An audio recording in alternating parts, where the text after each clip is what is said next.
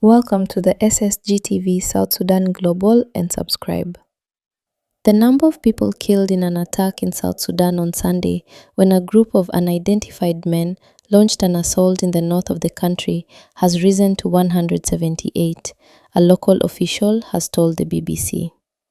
Describing the attack as carried out by dozens of armed youth, Ruweng Administrative Area's Information Minister James Moniluak Mijok alleged that they came from neighboring Unity State and were linked to the Sudan People's Liberation Army in Opposition, SPLAIO. The SPLAIO has denied any involvement in the attack, accusing the authorities of politicizing the violence. The UN has repeatedly warned that the country is at risk of sliding back into full-scale civil war. Medical aid groups have described the scale of casualties as alarming, even for a region that has experienced repeated outbreaks of violence. A diplomatic source quoted anonymously by the AFP news agency on Monday put the death toll at 70, but said it could increase.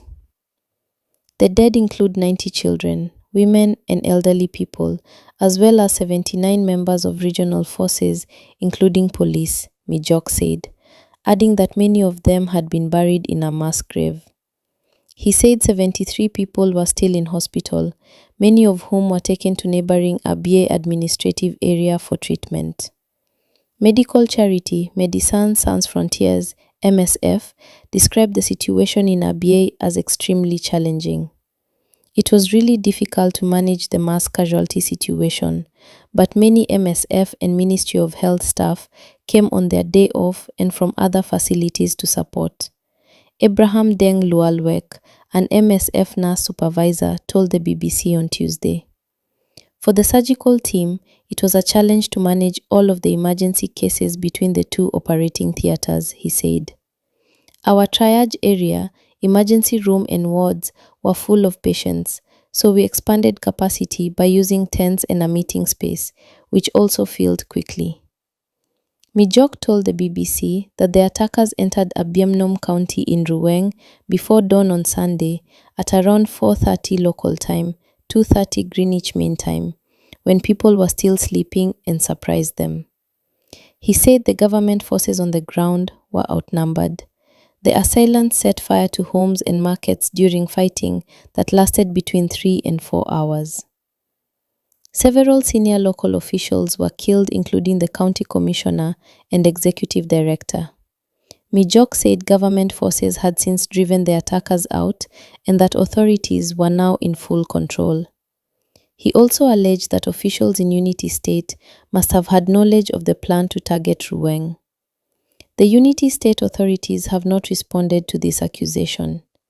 It is not clear what may have triggered the attack. The United Nations mission in South Sudan, UNMISS, said about 1,000 civilians began seeking protection near its base in the affected area.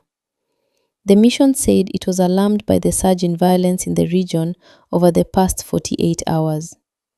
Such violence places civilians at grave risk and must stop immediately, said Anita Kikigbeho, officer in charge of UNMISS.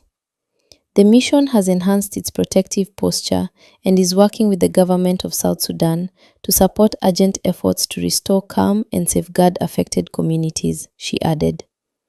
Peacekeepers are providing emergency medical care to at least 23 people wounded in the clashes. The mission has called on all parties to cease hostilities immediately and engage in dialogue. A similar incident in Abiemnhom County last year left more than 42 civilians dead. Following clashes in another part of the country, Jonglei State, MSF said 26 of its staff were missing after weeks of escalating violence between government and opposition forces. The charity has now suspended medical services in two parts of the state, Lankien and Pieri. Its facility in Lankien was hit by a government airstrike on the 3rd of February, it added. Many of our staff were forced to flee the violence alongside their families. Several are now displaced, sheltering in remote areas with little access to food, water, or basic services, the statement said. South Sudan, the world's youngest country, has been beset by civil war, poverty and corruption since it was formed in 2011. The UN has warned that an all-out civil war could return as a power-sharing deal struck in 2018 between President Salva Kiir and his longtime rival Riek Machar has unraveled over the past year. This news is as first reported by BBC News. Please subscribe to the SSGTV South Sudan Global for our upcoming informative videos.